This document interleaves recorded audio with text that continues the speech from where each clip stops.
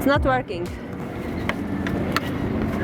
It's totally flat. But I'm also like glad though it happened much earlier in the trip that, you know, we were still in, well, civilization at least, and there was, you know, there was help at hand. We were lucky to kind of, I mean, stop at a gas station that was run by an Indian, and he was very helpful. His name is Steve. I call him Steve the Savior. When in 15 or 20 minutes this guy came to change it, it was already totally flat. And when he took the wheel off, it turned out that it was a big nail in it.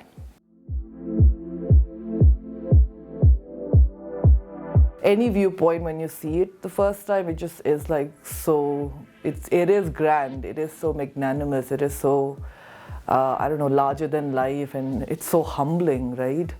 You know, when you really come out in the nature, then you really sort of understand that, you know, you're just a small little thing. Like you're inconsequential to that extent. You don't like, you know, think of yourself as like, oh, you don't need to kind of get caught up with some of those, you know, measurements of value or self-worth. This is what you are. You're just this one little piece of a puzzle in this grand spectacle. So that's what I like about it. I'm not so much interested in geology. I'm just observing this immense beauty, and it just takes my breath away, and I just want to look at it. It's the first sunrise was so gentle.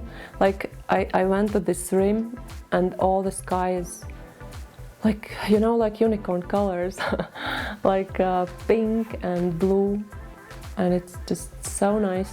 Because during daytime, when you look at the canyon, these shades, they kind of make it so edgy, and in sunset it's like more wild. Like the sunset was crazy, like a blast of sun. I just read in a rough guide that there is a very nice solitary spot to observe sunset, but also no one goes there because you need to go 1 mile on foot and throughout the wood. And this time, right now here, it's a lot of snow. But it was very nice because it reminded me home, like going through the pine trees, wood covered in snow. It's like really being at home. And then you go there and no, you are not home because there is this Grand Canyon. After I had accepted the fact that this is a little longer than what I expected, I didn't sort of started enjoying it. Like initially there was a bit of struggle and adjustment to hiking in snow, but even then it was kind of like a, you know, an adjustment more than anything else. So once that adjustment was kind of done, or we overcame that, or became part of our own body, you know, kind of a rhythm, I then really started really enjoying it and like appreciating, you know, the place. And then of course eventually then we took that whole Grand Canyon experience to another level, right? This certainly, you know, kind of was a cherry on the cake. 360 degrees view, you can turn around and everywhere is canyon. It was amazing. And nobody is there, just us.